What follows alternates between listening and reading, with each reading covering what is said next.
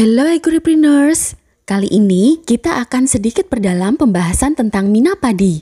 Kalau di video sebelumnya kita ngomongin budidayanya, nah sekarang kita lanjut ke analisis usahanya. Sebenarnya mina padi itu menguntungkan nggak sih? Sebelum ngulik lebih dalam, buat kamu yang belum subscribe, ayo subscribe dulu ya, dan juga bunyikan lonceng notifikasinya, karena kamu bisa dapat informasi menarik seputar dunia agribisnis.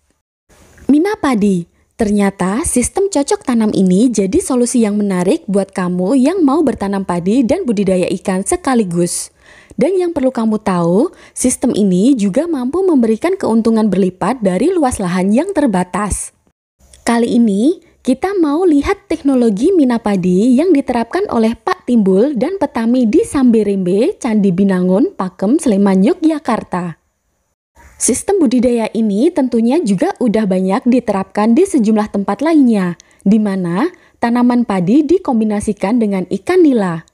Penebaran benih ikan, penanaman padi, dan pemanenan keduanya dilakukan dalam waktu yang berdekatan.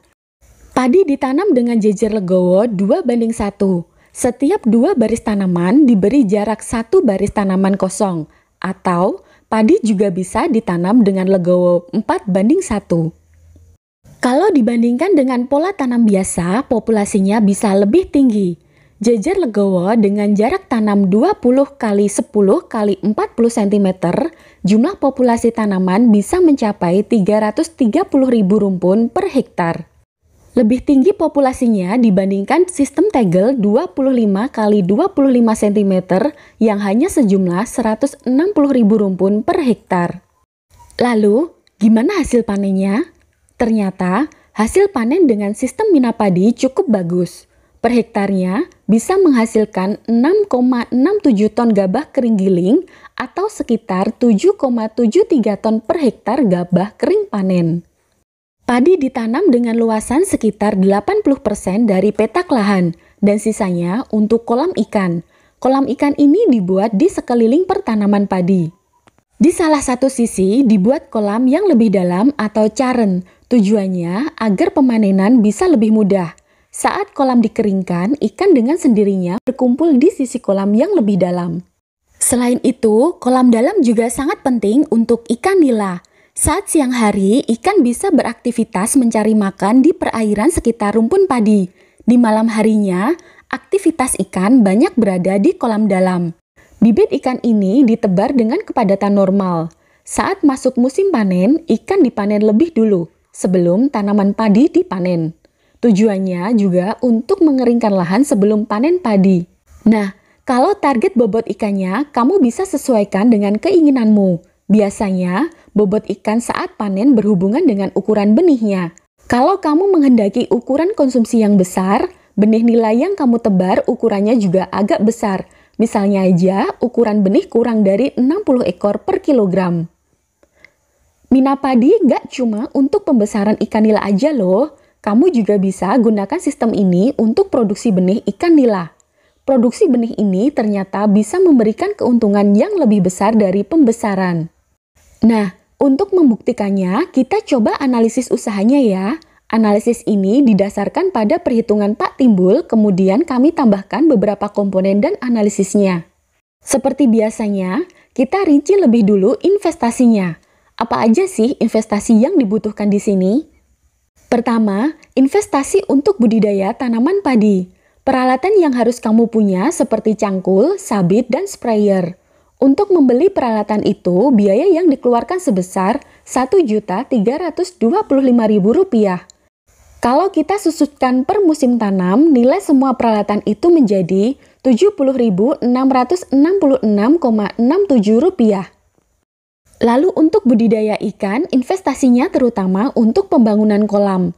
Material yang dibutuhkan untuk membuat kolam antara lain, paralon 3 inci, sambungan L, plastik mulsa, pagar keliling, jaring atas, saringan inlet atau outlet, dan kapur dolomit.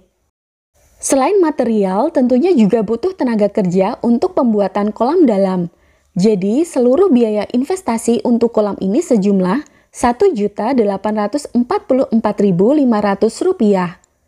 dan biaya penyusutannya per musim tanam sebesar Rp277.483. Untuk perhitungan analisis, kita pakai biaya penyusutannya ya.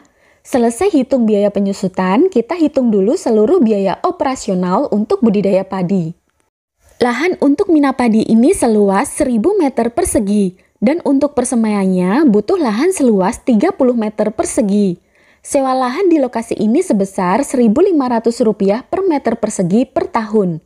Jadi, sewa lahan untuk 1 tahun sebesar Rp1.545.000.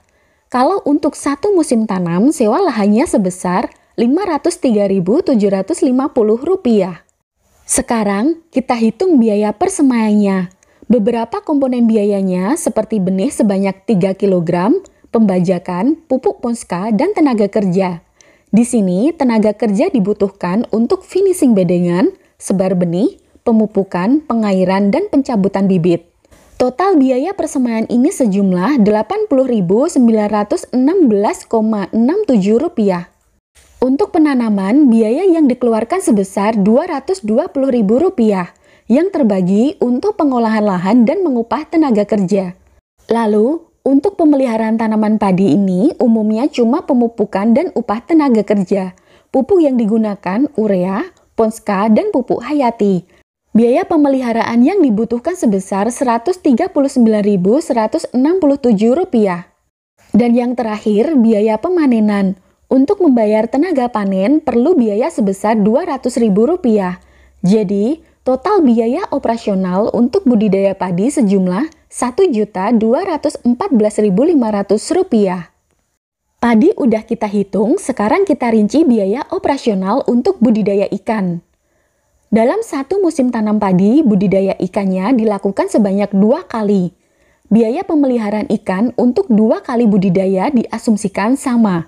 Besarnya biaya pemeliharaan untuk 1 kali budidaya yaitu Rp3.510.000, di mana komponen biayanya antara lain kapur dolomit, benih kebul, pakan, dan tenaga kerja.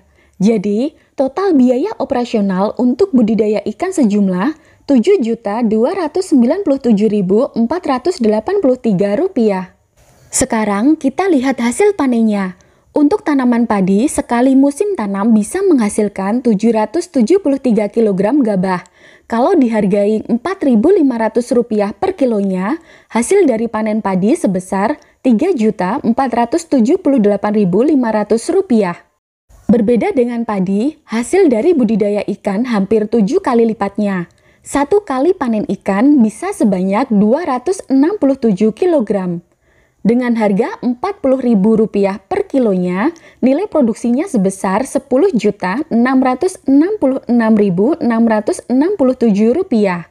Jadi, kalau 2 kali panen, penerimaan dari budidaya ikan bisa lebih dari 20 juta. Oh iya, di sini kita juga memasukkan biaya pengelolaan dan juga bunga modal sendiri. Total kedua biaya itu sebesar Rp233.629,67.